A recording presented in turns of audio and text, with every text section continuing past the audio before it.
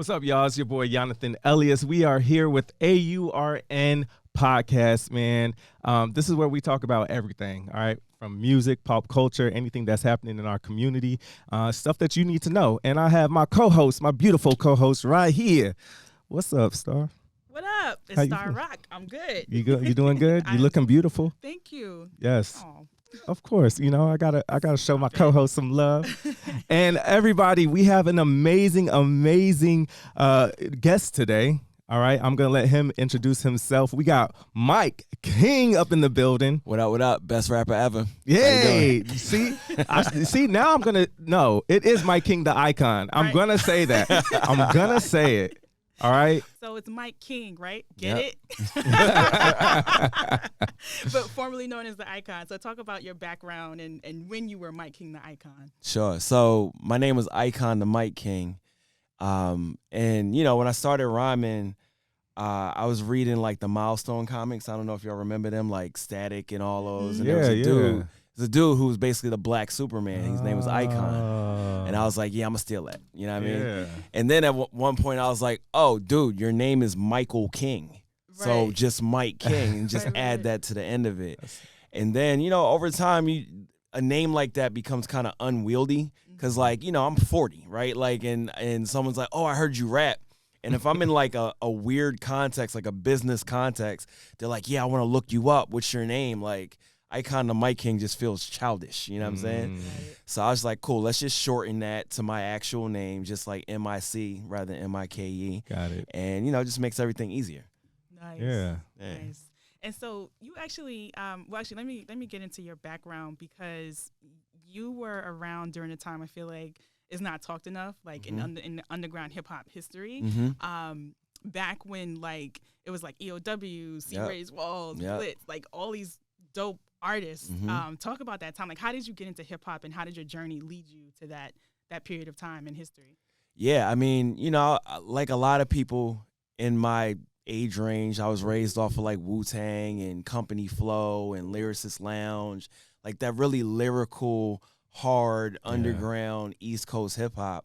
And, you know, I always just wanted to be involved in that, right? And so when I got to Howard, and I'm like doing all of that. Yeah, of course. Of course. we actually used to have Howard people cannot. Come on. Like, it's literally it's literally like nobody, and then Howard people. Howard.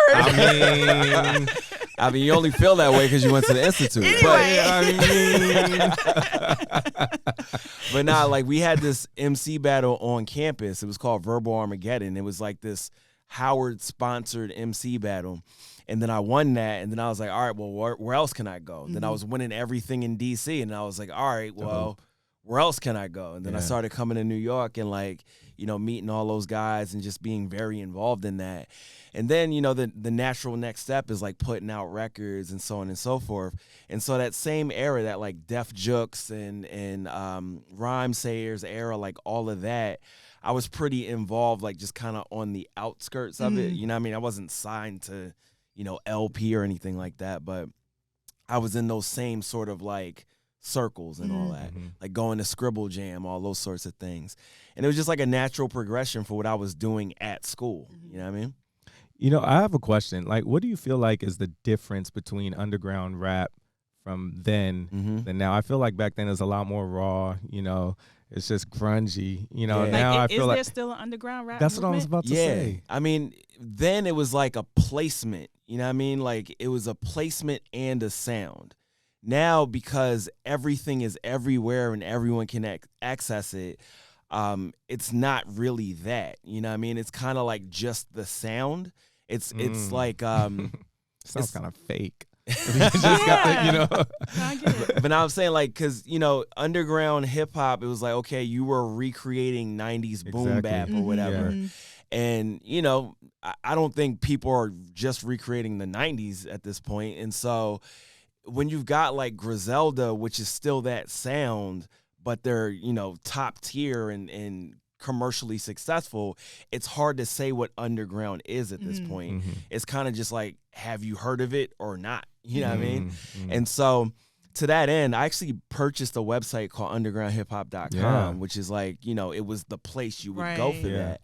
And I think that community still needs a place to live. Did you save undergroundhiphop.com? I did. Nice. Wow. So they were about to go out of business, and I was like, I think I could do something about that because, I own an SEO agency. And so I was looking at their SEO. I'm like, oh, here's why you guys are going out of business. Like, you lost all your traffic. Wow. And I was like, okay, we can reverse that. Like, we can really make this more content focused and, go in that direction. And ultimately, as a business, it's kind of a failure because despite the fact that I had the biggest years that it's ever seen, we still lost a lot of money. And so I'm trying to revamp it to be more modern rather than selling records to people because who's really buying that many physical records?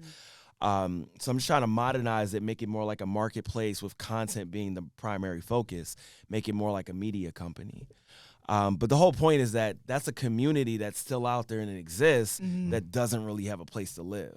Right. And I'm trying to be that place for them to live. I think one of the cool things that I noticed during my time really hanging out with a lot of the different underground rappers back then was that how they actually got a lot of respect from some of the more mainstream artists. Absolutely. And some of them would even collaborate. That spirit of I'm this underground rapper, hey, I'm about to make this song. I'm gonna reach out to, I don't know, whoever and see if we can collab. And a lot of times they would do it. They would figure out a payment that worked. And I'm using this to segue into this is something that you do, right? Sure, you recently released a song, Made It. You got Music Soul Child on the song. And I was telling someone that and they were like, what? It was such a big deal. And I'm like, you don't understand. These guys do that. Because they know real talent. Yeah. Exactly. Yeah. I mean, that record, it was such a moment for me. I'm such a huge Music Soul Child fan. I'm from Philly. He's obviously from Philly too.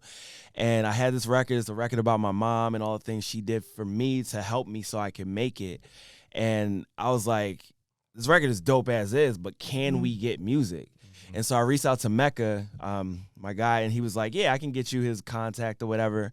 And, then we just started having that conversation. Okay, what's it going to cost? Sure, let's make it happen. And to your point, I mean, like you said, people recognize talent when they hear it. If you look at Run the Jewels as an example, that is the kind of ultimate example of that, right? LP had been doing what he had been doing forever with Company Flow, with Def Jux, and I don't want to make this whole thing about me talking about, Def Jux and all that. But nevertheless, he got with Killer Mike, and they were like, yo, let's make a song. And then that turned into them doing an album, and then that turned into them being a huge hit group to some degree. They just sold, they're on tour with Rage Against the Machine. They sold out MSG 5 days straight. You know what I mean? Dang. It just goes to show that it doesn't matter who you are, where you're from, how you're positioned, as long as what you do is dope, other dope people are down to work with it. Yeah. Okay. No. Go finish it. Yeah, so I've been doing more and more collaboration. I just did a joint with Beanie Siegel and Freeway and PD Crack and all these guys. And you're working on Black Thought, right? Did I hear that at some point? I don't know if I blew up the spot. I've been trying to. He's difficult to get to. Yeah, okay. But I connect with these people and I send them the track and they're like, yo, you're dope. You're rapping for real, you know what I mean? And you don't expect that because they're at this level, but they came from the same places you came from. They're people that love to rap. And when they hear dope raps, they're just like, yo, I want to write some dope raps too. It doesn't matter that they used to be down with Jay-Z or whatever. They're just like, yo, I like dope rapping. And that's it. You know what I mean? Yeah. I feel like you're such an inspiration for underground rappers, being in the game for so long and being able. I wanted to talk about you surprising your mom in Times Square with your ad, the billboard in Times Square. Yeah. What's that feeling like? And talk about that journey, just getting there and to being able to big. to think that back and get there. So talk about that journey. Yeah. I think that being in the space that I'm in, where I work with a lot of big companies through my agency, and I see what they do and what they're trying to do and so on, it just kind of makes your worldview more expansive, right? And so, I'm looking at Times Square, and I'm like, yo, I can be up there. Yeah. I mean, again, it's just You pay money, you're there, right? Yeah. And what I wanted to do for the song was like make it as big as I could. You know, like I've never had a hit record, but I was like, it can't be that hard to make it happen. People do it every day. And so as part of that, I was like, all right, well, let's get some Times Square billboards. And we ultimately have 4 of them. We had one on 42nd and 8th. Well, it's 2 on 42nd and 8th.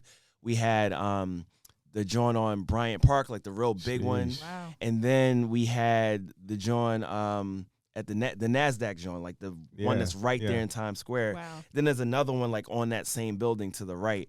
And, you know, we're walking down the street. We took my kid. It was Mother's Day, right? Yeah, Mother's Day. And we took the kids to camp, the toy store, for like a Mother's Day thing. And then we're like walking down 42nd Street. And I'm like, yo, Mom, look up. Wow. And she's like, what? And she's That's like so losing sick. it. Yeah, she's losing it for that one. And then I'm like, yo, let's keep walking. Look up. And we just kept doing it That's until we got hilarious. to the NASDAQ one. And she was just like losing it. That's and sick. it felt mad good for that moment to be for her. Yeah. You know what I mean? Where I could do something and also have my kids see it Mhm. Right. so that they can understand, like, yo, you can do anything. Mhm. Right. Like, these things are for us too. You know what I mean? And the same is true of when BET Jams played the video. I'm like sitting there with my kids and they're like, Daddy's on TV. Yeah. You know what I mean? Having those moments. So it feels good, but it also just reinforces that, you know, there's nothing that we can't do. Yeah. You know what I mean? Like Yeah. if we if we want to be in these spaces, if we want to present ourselves in this way, there's no reason we can't do it. Absolutely. That is awesome. So, you know, you've always been a tech guy. I feel like you were like one of the early adopters of like being a rapper, but also having your hands in other pots. So obviously tech changes, things are different now. What are some things that you are doing differently now with the rollout of your music versus like what you may have done, you know, years, like even 5-10 years ago? I don't drop on Fridays. Like, why should I compete with the entire music industry? It doesn't make any sense to me. And, you know, there's no reason that you have to drop on Friday. And in fact, it's easier for you to get coverage as a lesser known person if you're not competing with Beyonce or whoever. You know what I'm saying? So that's the main thing. And then the other part of it is that the whole idea of like iterating on music, kind of the same way that you do in tech, where you like kind of move in that agile way, where it's like you put something out, you update it, and then you just based on like what the feedback is. That's what I did with Iconic, the EP that I dropped, where it was like I didn't have any of the features, so I just put it out as is. As the features came in, I updated the record.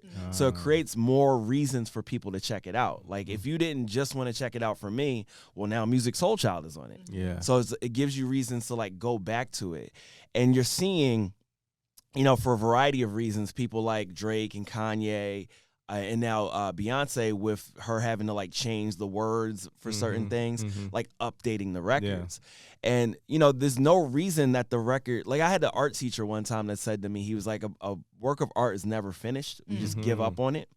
So there's no reason that you can't like adjust things to make it better. Or if you got feedback like, yo, that verse was whack, cool, take that verse off, do a new verse. You know what I mean? And that feedback loop that you can have with your audience is something that we didn't really have when you had to like turn the record in 6 months in advance and so on and so forth. So where we're at with digital media, it creates new opportunities to be more creative.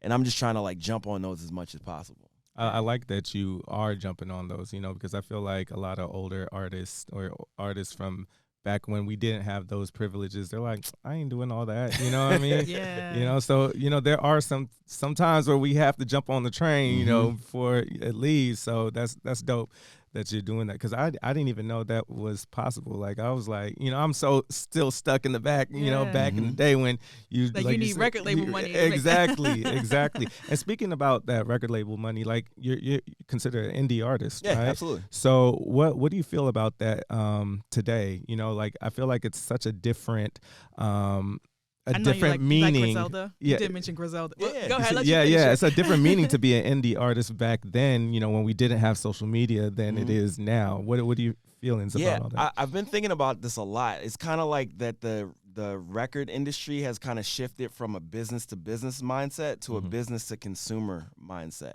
And what I mean by that is like, it used to be that only the labels had direct access to these services or direct access to these distribution channels. Yeah. And now it's like anyone can do it. Yeah. Like anyone can sign up to DistroKid for $99 a year or whatever and put any record on all these DSPs. And so as a result, there's a lot of these like smaller services for anyone. Like you can get a playlisting service, you can get a PR person, you can get your videos on TV, like you just pay someone to do it. And it's democratized things to some degree, but like we were talking about offline, we still need like this layer of vetting because if anything can get through, anything will get through, right? And so I think it's cool, but it also makes it harder because everyone is expected to have some level of business acumen. And, you know, a lot of people are just artists, but they don't have the capability of, you know, being, you know, hot on TikTok because like that's just not how they're oriented. And so there's no way for them to really break through unless they find someone that will do all those things for them. Now, at the same time, you've got kids who grew up where social media was already a series of institutions. So it's like native to them. Yeah. They're like, yeah, I make skits all day just because it's fun. Oh, yeah, I also make music. And so, you know, they're able to put those things together really well and break through. But it's not as level of a playing field as it's meant to be because of the fact that like some of those things are just not native to certain people. Yeah. Yeah, like I kind of jumped the gun and I was like, "Oh, you like Griselda?" I want to segue a little bit just to talk about like who are you listening to now? How do you feel about the music space right now? So I think that one of the things that people don't say enough is that, you know, if you liked stuff that was coming out in the 90s, you like stuff that came out in the 2000s, like all those artists are still making stuff. And they're all, many of them are still doing stuff that sounds like that stuff. And it's like we just forget about them like they're dead. Yeah. You know what I mean? Like if you want to continue to listen to Ghostface do Ghostface records like he did in 2000, he's still doing that. And they're still awesome. You know what I mean? So I still listen to a lot of the people that I used to listen to, but I also appreciate what's being done now. You know, like people are often shocked to hear that I'm a huge Drake fan. I think he's incredibly dope. That is surprising. Because lyrically he is very good. You know what I mean? He'll like, I don't really love the Nevermind record. Not because it's just singing. Like I love R&B, but I just don't like those records. You know what I'm saying? So, you know that I know that we know. I was about to say, I'm not a fan of Drake's singing voice. I can't stand it. You know that I know. I always say that Drake raps in the voice that you use when you call a girl you just met that you're trying to holler at. For real. For real. But nah, I think he's a really dope lyricist. I really appreciate like his precision and concision with words. He says really dope lines. So he said that. He was like, I really do be saying shit though, y'all. Like, don't be trying to play me. Yeah, especially those timestamp records. Like he goes off on those. Yeah, he does. Yeah. Anyway, so I really like Drake. You know, there's a lot of just like random guys that I'm like, oh, this guy can rap. Like I'm just into it. But other than that, you know, it's still the guys that I've always listened to. It's gonna be Ghostface. It's gonna be like Pharoah Monch. It's gonna be like Elzai. It's gonna be all those type of like lyrical guys. Your Nas's, your Jay-Z's, and so on. But yeah, I listen to a lot of stuff. But I also listen to a lot of like R&B. Like I'm a huge Snow Allegra fan. Oh yeah. Huge Her fan. So that's your vibe. Yeah. You know what I mean? Like, if I could sing, none of this rap stuff would have ever happened. Man, if I could sing, I wouldn't be here right now. Like, I would have been Music Soul Child Jr. For real. I'd be so disgusting with it. Like, I'm the opposite. I used to sing, and I don't want anything to do with it anymore. You see what I'm saying? You know, this is what pisses me off. So much talent. Yeah. I don't even want to use it. Talking about I don't even want to use it. Do you hear me? That is exactly why God did not give me that talent. Yeah, I'd be spinning around with like, what? You know what I mean, in the rain. It'd be raining everywhere I go. Well, this is a good moment to segue into the state of R&B right now, like, Mhm. because I feel like that verses with, it was a long time ago, but Ray J and company, Ray J and friends, Ray J and Mario and all those folks. Lord. I started to see a lot of conversations online about like, oh, R&B is dead until Why- Mario came up. Until Mario came out, yeah. But people were like, he went for those What? guys. why was everybody trying to act all hard and what? So what do you got? What's the state of R&B right now? I mean, on the point of R&B singers being hard, like a lot of them were hard. I mean, Jodeci was like, yeah, they was mad hard. You know what I'm saying? Yeah. But yeah, I mean, I feel like there aren't enough like really strong R&B singers people. You know what I mean? Like the people I just listed, I really love them and they can sing, right? But I feel like, a lot of these, especially the guys, especially what we saw at Versus, like they all got up and they sounded awful, except for Mario. If you don't take care of yourself, it can affect your voice. Yeah. I don't know what these men do, but listen, aging, if you don't practice, because it is a muscle, you do have to practice. Drugs, alcohol, all that stuff can affect Brandy your voice. told Ray J. She literally gave him She was rightfully like embarrassed. steps to follow before, and he followed not one of them. She was rightfully embarrassed. But I kind of disagree though. I think there are a good amount of male R&B singers. It's just they're not being accepted or like praised enough. Like you got Avery Wilson, who's like one of the sickest singers. I'm not up on him. Exactly, but I love Daniel Caesar. I love Lucky Day. But these are people that actually finally got mainstream. Lucky Day's been out like working forever. Yeah. Raheem Devon, I mean, he's been around for a while, but I feel like he's definitely underrated and slept on. He released a new project in May, I want to say. Damn, I didn't see. So, I didn't even know that. And that's the unfortunate thing. That's why I say I think there are real good R&B singers, male singers especially, out there right now. But that's not what's in. You got the and maybe I female misspoke. R&B singers that are starting to come right back up, like Summer Walker and Jasmine Sullivan. But maybe I misspoke, and it's probably the same situation as what I described with like the rappers. Like there's plenty of people out there, but there isn't enough focus on that right now, and that may also be a function of like how so many rappers are just doing the auto-tune thing, and they're like, all right, we don't need R&B singers on our songs and things like that. And then you've got bring back Genuine, man. Well, did you see what happened? Put him away. No. Put him away. Bring back Elgin Lumpkin. You must all right? Or are you trying to be funny? No, I'm being funny, but he was dope though at his prime. No, but like I'm saying, like bring back that sound though, He's like just when out of you shape. would He needs bring a it, boot camp or something. and that's I don't know. That dude's like a sex addict though. He's kind of strange.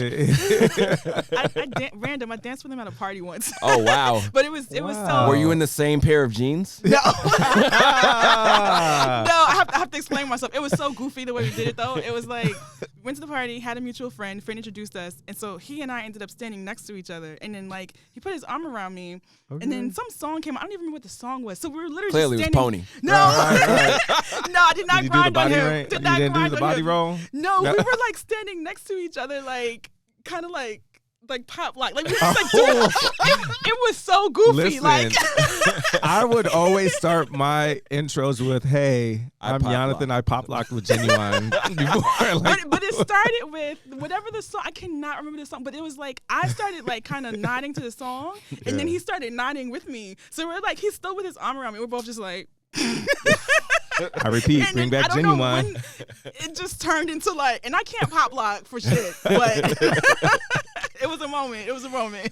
That's amazing. That should be your Twitter profile bio.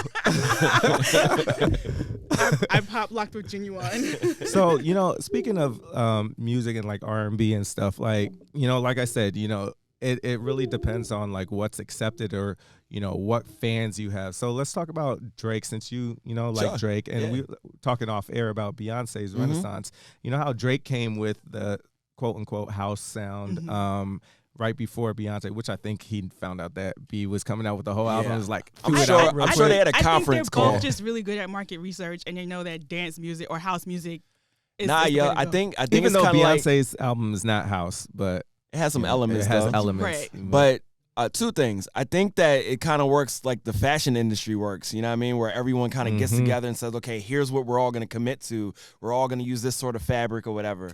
The other thing is that, you know, if you remember in the 80s, every hip hop song had a house remix anyway. Yeah. So I'm cool with that coming back. Like it was like, like the original EDM, basically. Like if you listen to some of the old hip hop. So why were people talking ish about because Drake? They probably it's probably young people. You know where. But then when B came out with it, so her songs are better. You know what I mean? Like Drake's was pretty cool. He's making records for like Equinox and like, you know what I mean, when you're Zara. Like and again, like I'm a huge Drake fan. I even like his singing most of the times, but like these records, they don't really have any like soul to them. They're all like that song Passion Fruit, but if Passion Fruit wasn't that good, you know what I mean? But Passion Fruit was a dope song. Yeah. Like the records when he was doing that on the More Life record, all of that was hitting to me. Like these, I'm just not feeling them, and so I really wanted to. You feeling Beyonce's Renaissance? I really love that song Heat It. I really like the song Cuff It. Cuff It. I love that one. There's like 4 songs on there I really love. My wife is the biggest Beyonce fan ever, so you know what I mean? I'm gonna hear those records forever. But Heat It, like we could play that over and over. I love that record. Yeah. How you feel about it? Oh, I love it. I really, really, really like the album. Like it's just I was listening to it yesterday on the way here, and I'm just on the train. I'm not that person that'll be like dancing and stuff on the train. You was dancing on the train. But I wanted to. I really. She's gonna start pop locking again. Right. I think in choreo, like I used to dance, and I think in choreo, and this song is just. I mean, this album is like whoever does choreography right now, especially if you do like heels classes and. Oh, they're ball. They're living. Yeah. Like so far we've uncovered that Star has 2 dramatic talents that she's abandoned. You know, I'm like, I don't even know who she is anymore. Like, it's wild. It's one of those things when you do it from when you're little, you get to a crossroads and then you're just like, is this what it's going to be or is it? Did Patti LaBelle say that with her vocals? I sang with Patti LaBelle. Wow. And guys, thank you for joining us. That's our AURN podcast. I'm leaving. I have another funny story. So she actually put the mic to my mouth to sing, and I ran. So what? The group I was in at the time, right? We were in this group. It was like kind of like a kid version of Sounds of Blackness, and so we were doing a tribute at the Beacon Theater. It was a tribute to a singer-songwriter named Laura Nero who died years ago, but she wrote for like everybody and their mama. And like so first of all, Patti LaBelle, I love her. Like she can't do nothing wrong. Did like you see she her was at so Essence? sweet to us. Yes, I saw Killed her. it. She was Crip amazing. walked. I saw her crip walk on stage. Let's go, Auntie Patty. Patti LaBelle, I know she doesn't remember me, but she's my forever auntie because she was I just remember I was 15 at the time. Anyway, we were on stage. It was a big number.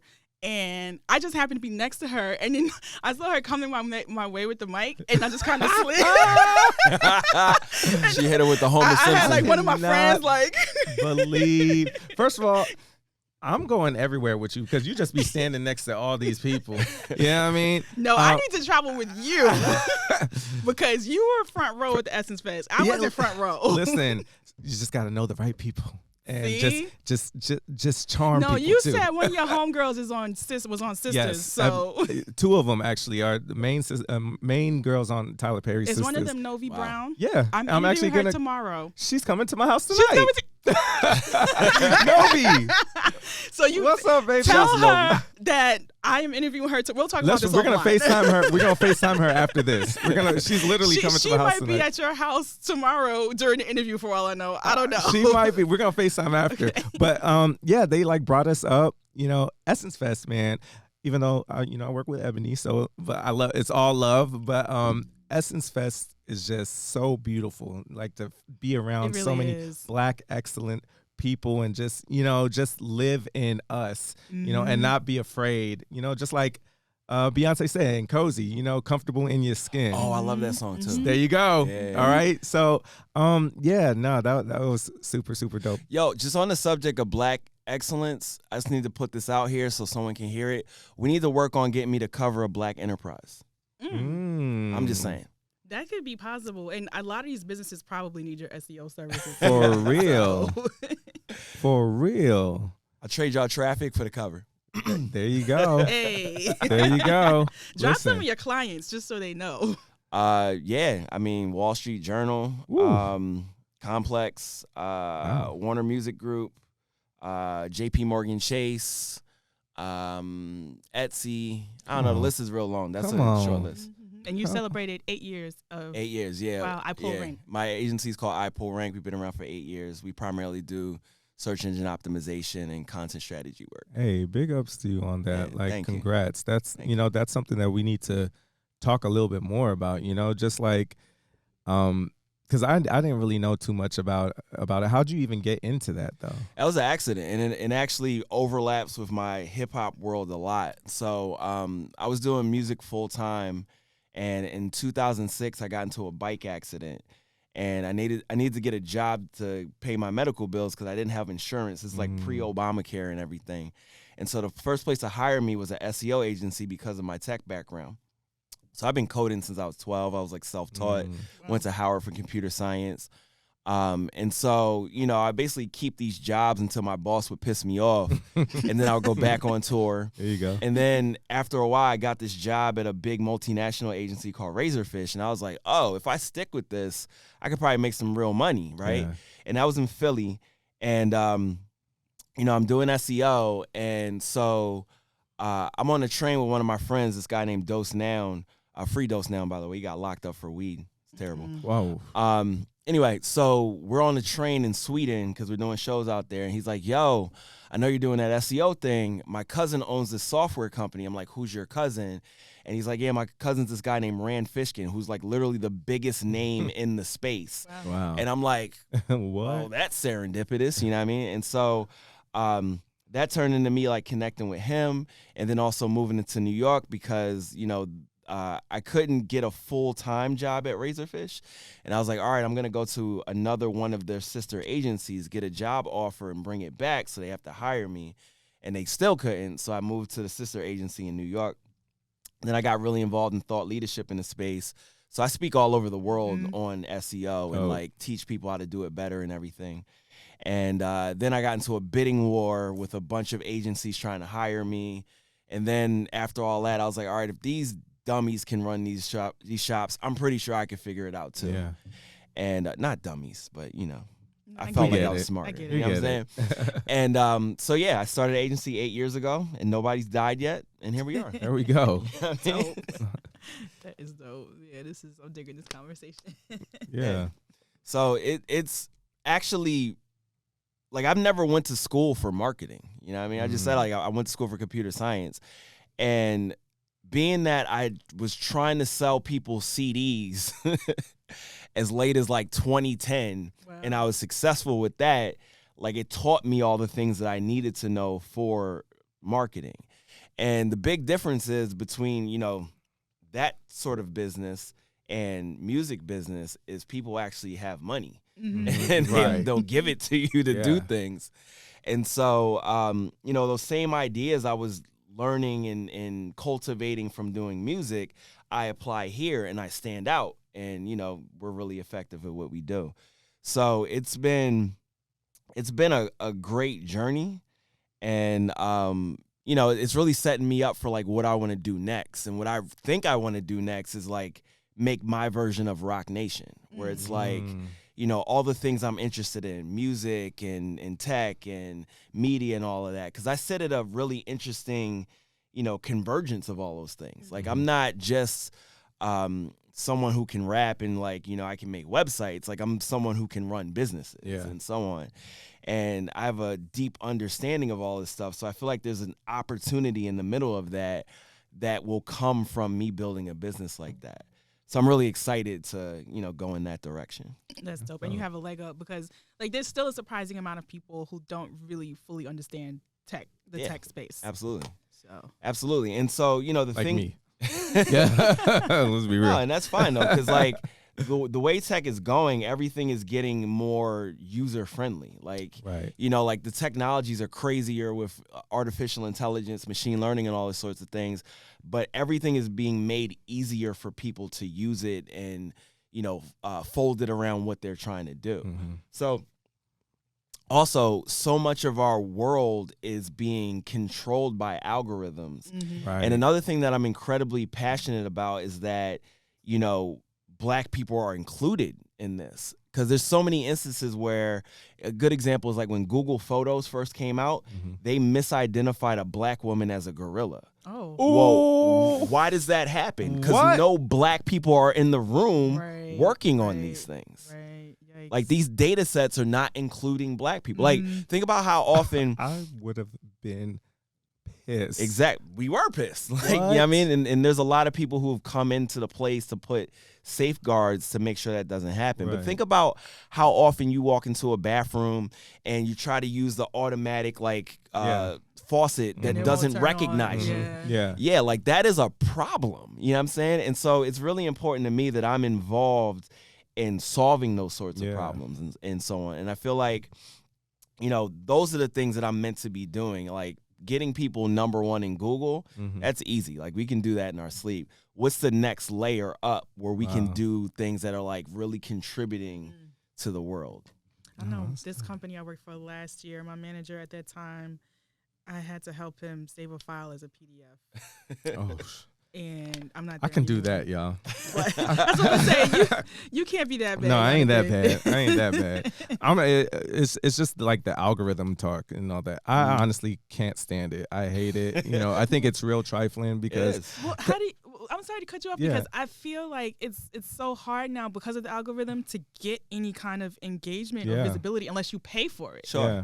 But that's by design, right? Because these are companies.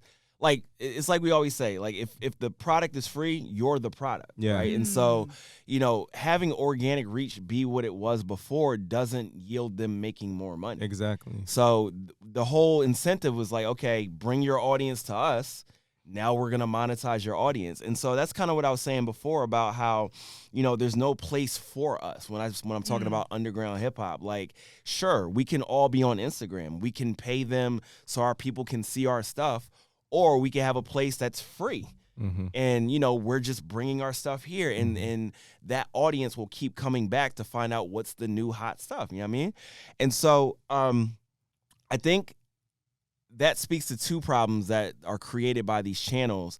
Everyone is going where the inertia of user behavior is going. You're like, okay, why should I focus on my website if everything is happening on IG? Why should I focus on my website if everything is happening on TikTok? Right. It's because of what we're talking about. These algorithms aren't going to let you reach your people. Exactly. What you should be doing is really building up your website to be a place that people want to come back to and come to regularly. You should be making your content, putting it in that place, and using these other channels to drive people back to you, building up your mailing list so you can reach them for free forever. Yeah. But, no one talks about that. They just talk about, well, how you going to get to 1 million followers? Otherwise, I'm not paying attention to what you're doing. Followers don't even matter as much because if you're not getting that engaged, you can have 1 million followers and only 3 people engaging. I literally see that, and the people, some of these people that do have the 1 million followers, literally they're like 80% of their followers don't see their content until they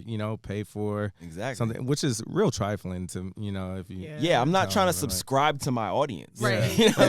That you organically received. That's so wild to me. Yeah. It's so wild. And again, we brought these people to these channels. Yeah. You know what I mean? Like, so if we think about how this all matured, right? Like we all started on like Friendster, then we went to MySpace, and you cultivated your audience on MySpace. You had your top 8, you know what I mean? But MySpace, which I got into a lot of arguments. arguments. That caused a lot of drama.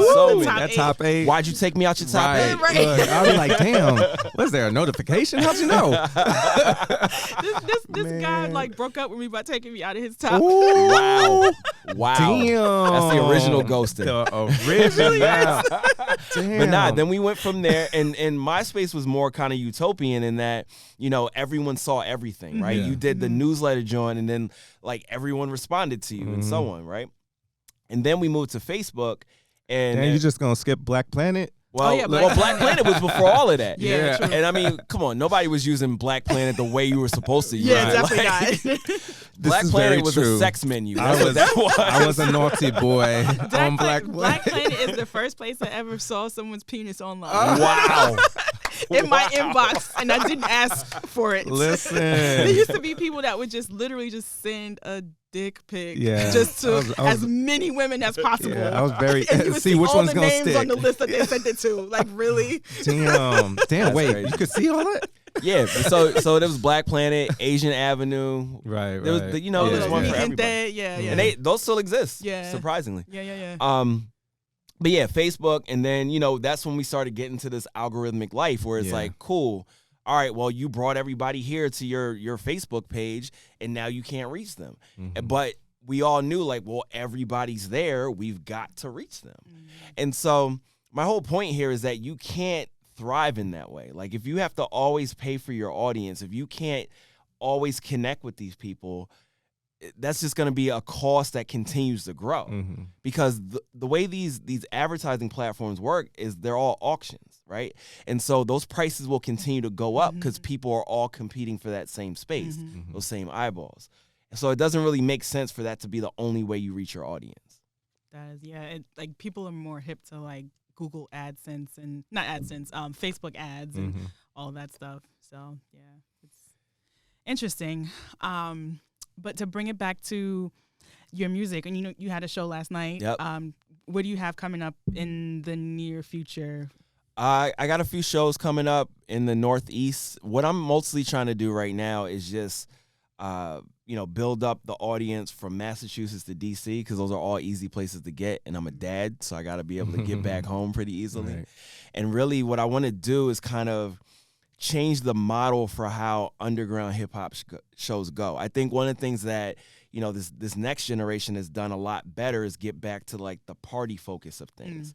And with our generation, we kind of split it in half, where it's like you have parties, you have hip-hop shows. I think we need to make those things one thing. And what I really want to do, because one of the problems I have with underground hip-hop shows is, like, it'll be 50 acts on the bill. And that's not a good experience for anybody. Right. You know what I mean? It's not a good experience for the rappers. It's not a good experience for the audience. It's a decent experience for the promoters, because the whole play is like, get me 50 people. I know each one of them will bring 10, and we'll have a 500-person audience. Right. But that's a complete turnstile, right? It's like, the first people rock, their people leave, and then by the time the headliner goes on, it's like 20 people left. Yeah. So what I want to do is something that's like 4 to 6 acts. A proper party DJ, like a Rich Medina or somebody like that, so that we're serious about the party aspect of it. And then open bar for the first hour. Ooh. So, like, people show up on time. Yeah. And then, like, make it more like a concert, like have set pieces, like when you walk in the door in, like, the lobby area, there's some interactive situation there. Nice. So, like, it's a whole experience that's themed every time we do it. And then, like, take that on the road. So it's like, you have fun the whole time, and it's not just, 500 dudes doing acapellas. Like, it's a good show with great acts, where it's like half of them you never heard of, but we vetted them, we know they're ill on stage, and then half of them are people that you would pay money to see. Yeah. So it's like a really dope experience. I know it's always like a running joke, like in, like, the early 2000s at hip hop events, how it was always like a sausage fest. Yeah.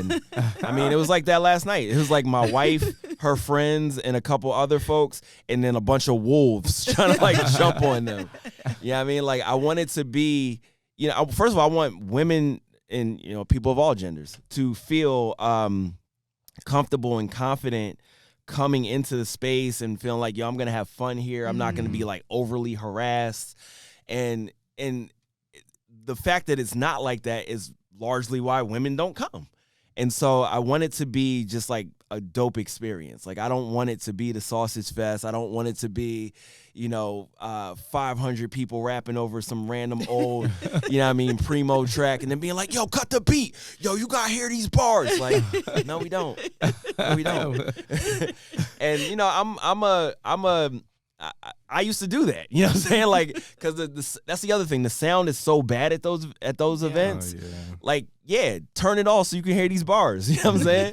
But I want it to be, a good experience through and through, and something that you're glad you went to, not just like, oh, you drugged me out to another one of these underground rap shows. Right. Dope. That's real. We got a lot of gems today. We did. Yeah. Look, I like it. No, this is Dude. really, really dope. Yeah.